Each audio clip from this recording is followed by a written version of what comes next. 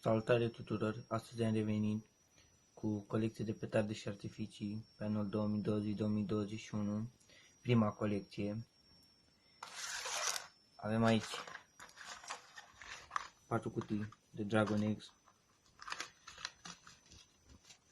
ceva de genul arată, sunt foarte faine pentru prețul lor.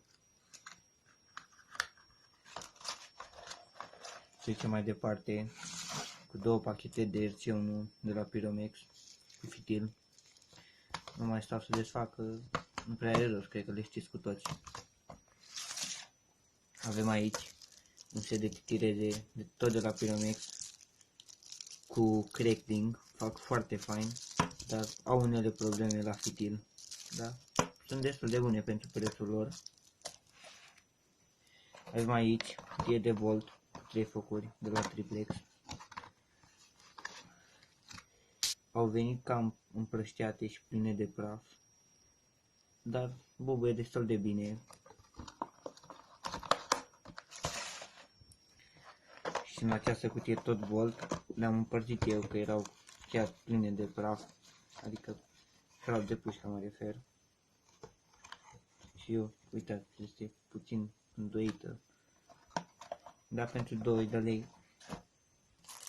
Avem aici un set de C4, mini C4 de la Pyromex.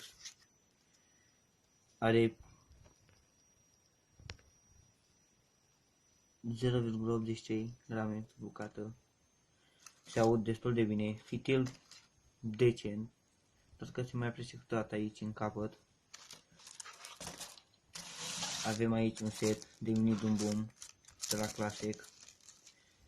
Am avut și anul trecut, dar acest an are o structură mult mai bună și fil destul de gros. 24 de bucăți în pachet.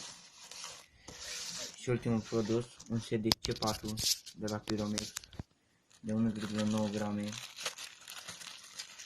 Stați puțin să scot o bucată. Am revenit cu bucata de C4. Are 1,9 grame pe bucată cu flamă. Fitil decent. Arderea câteodată se oprește. Petardele vin în set de câte 5 bucăți și sunt 4 seturi.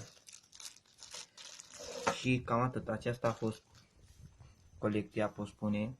Să urmeze una cât de curând mai mare, cu produse foarte bune. Până atunci, ne revedem data viitoare. Pa, pa!